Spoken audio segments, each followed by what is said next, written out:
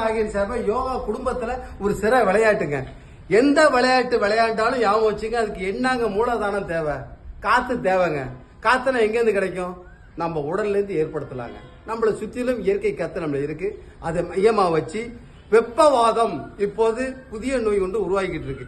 இந்த நோயை நம்ம தீர்க்க வேண்டும் என்றால் இத மாதிரி சிறிய விளையாட்டை விளையாண்டுன்னு வச்சுக்க, வயது வரம்பு கிடையாது, நோயிலிருந்து விடுபடலாம்.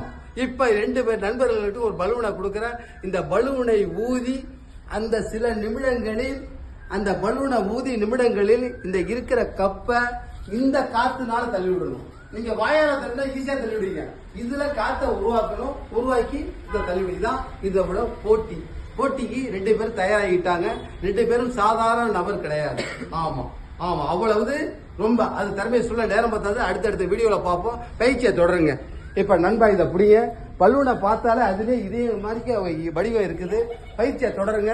முதல்ல ஊதணும். நான் சொன்ன பிறகு நீங்க அதை அந்த காத்துனால இதை தள்ளி விடணும். சொல்றேன். 1 2 3.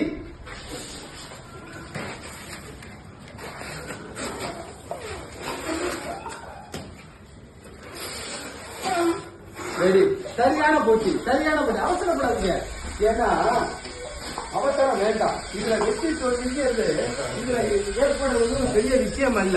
ஆனா தொடர்ந்து செயல்பட உங்கள்கிட்ட இதயம் நுரையிலிருந்து எவ்வளவு காத்தை நீங்கள் வெளியாக்குறீர்கள் என்பதை இதன் மூலம் அறிந்து கொள்ளலாம். அறிந்து கொள்வதன் மூலம் வெப்ப நோயை கட்டுப்படுத்த முடியும். மனம் சந்தோஷம் அடைய முடியும் என்று சொல்லி உங்கள் அனைவரிடம் விடைபெறுகிறேன். வாழ்க நலம், வளர்க யோகா. யோகாவோட குடும்பத்தினுடைய பயிற்சி வந்தவர் அனைவருக்கும் நன்றி கூறி பெல் பட்டன் அமைக்க மறந்து விடாதீர்கள் என்று மீண்டும் கேட்டுக்கொள்கிறேன். நன்றி.